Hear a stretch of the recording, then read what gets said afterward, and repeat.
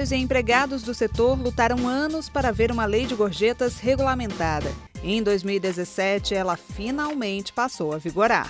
A medida disciplinava o rateio entre empregados da cobrança adicional sobre despesas em bares, restaurantes e estabelecimentos similares. Este parágrafo estipulava que, para as empresas inscritas em regime de tributação federal diferenciado, a retenção podia chegar a 20% da arrecadação correspondente para custeio de encargos sociais, previdenciários e trabalhistas derivados da integração à remuneração dos empregados. Para as demais empresas, esse valor podia chegar a 33%. Mas meses após começar a valer, a lei foi revogada com a reforma trabalhista. Com isso, agora o que é negociado prevalece sobre o legislado. Eu tenho no Brasil convenções coletivas e acordos coletivos de várias formas que regulamentam essa situação, porque é uma questão negocial.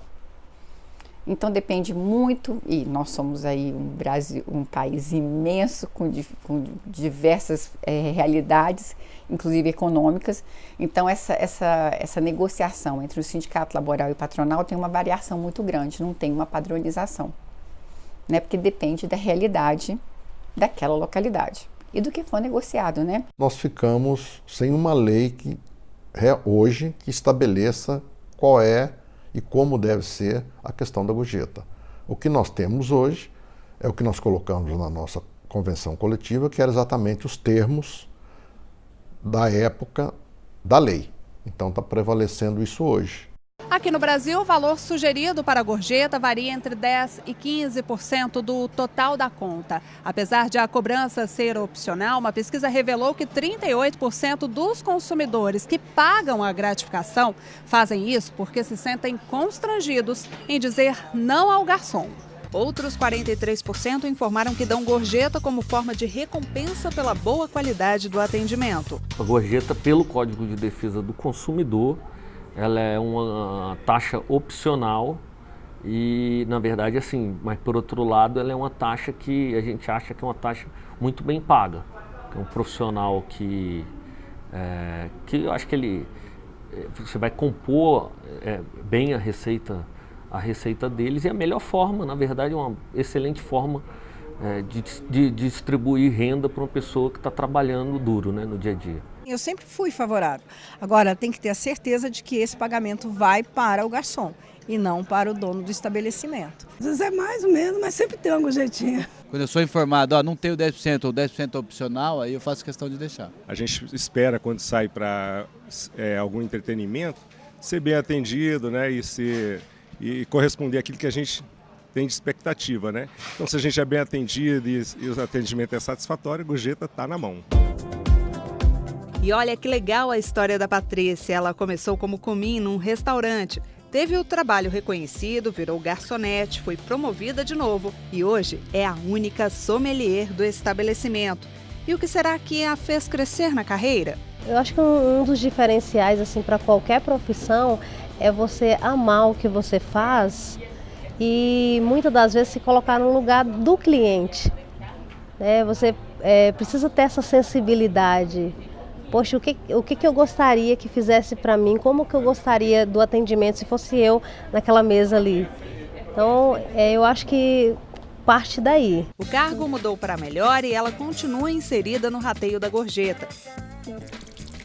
Eu continuo fazendo muita coisa que eu fazia, que é atender o cliente sempre com um sorriso no rosto, com alegria, porque a nossa função, né, de garçom, de sommelier, vai além disso. Eu acho que assim, você precisa ser um pouco amigo do seu cliente.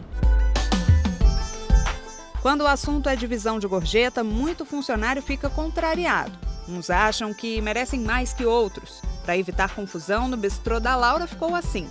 As garçonetes ganham a gorjeta e os demais funcionários comissão. Elas dividem, né, a praça, dividem as mesas para atender e cada uma tem a recompensa do bom atendimento que deu para o cliente. E aqui tem mais um detalhe: cada atendente tem a própria maquininha de cartão. Ou seja, a conta é passada na máquina da loja, os 10% opcionais numa segunda maquineta. A gente soma e põe a parte, né? Aí passa na nossa maquininha já a porcentagem da gente. O cliente, se ele gostou do atendimento, aí ele paga os 10% e tem alguns que pagam até mais. Ou pagam em dinheiro ou então pagam na maquininha da própria funcionária, que vai para a conta da funcionária que está atendendo. A moda ainda não pegou, mas tem sido vista em alguns estabelecimentos Brasil afora. Para quem tinha dúvidas se a prática é ou não legal, aí vai a resposta. É correta se todos os encargos forem recolhidos corretamente e a convenção coletiva for seguida. Essa história da maquininha é bem interessante, desde que seja cumprida toda a legislação, ela é bastante interessante, ela facilita os programas de recolhimento tributário dos estados, né?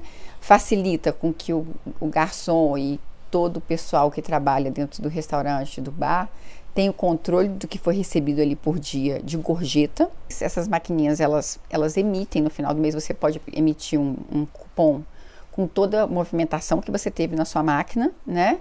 E com aquilo ali, tanto o empregado quanto a empresa tem o valor que ele recebeu por mês. E com aquilo ali é um documento hábil para fazer os recolhimentos e as retenções e as divisões.